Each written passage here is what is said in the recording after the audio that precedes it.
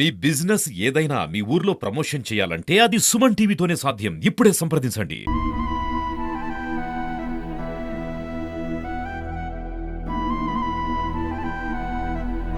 న్యాయం జరగాలి. ఆడబిడ్డకి న్యాయం జరగాలి. బాబుకి కాళ్ళు ఊపినాయి, ఏం కాళ్ళు అసలు ఊపినాయి అని అడిగినాను. అప్పుడే నాకు చెప్పలేదు.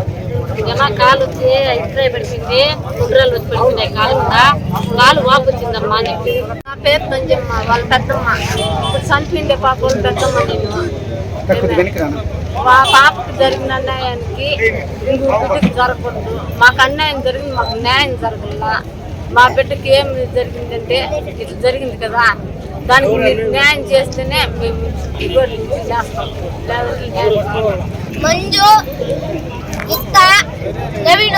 హరిత సార్ మాకు ముగ్గురు పైన అనుమానం సార్. వాళ్ళని కస్టడీలోకి తీసుకొని వాళ్ళపైన యాక్షన్ తీసుకొని మాకు న్యాయం జరిగేంత వరకు అమ్మాయి మాకొద్దు, బాడీని అట్లే తీసుకుని వెళ్ళండి. మాకు న్యాయం జరిగిపోని మళ్ళీ మేము బాడీ తెచ్చి బాడీని మేము తెచ్చుకొని మా వాళ్ళ దాని సంస్కారం మేము చేసుకుంటాం. ఇప్పుడు సార్ ప్రతి ఒక్క ఇంట్లో ఒక ఆడబిడ్డ ఉంది సార్.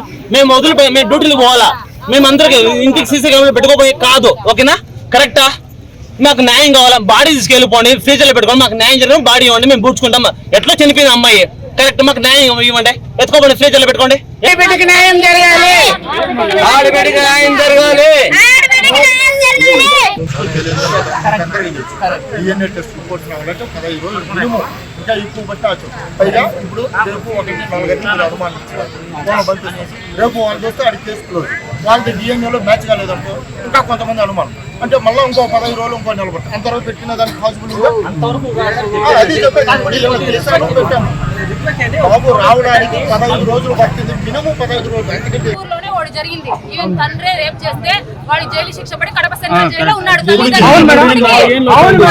ఇప్పుడు ఏం న్యాయం జరగలేదు, అది ఓకే జరిగింది. ఈ రోజు ఎవరైనా కూడా అదే చేస్తాము. తండ్రి అయినా కూడా పంపించారా, జైలు శిక్ష పడింది కదా దాంట్లో.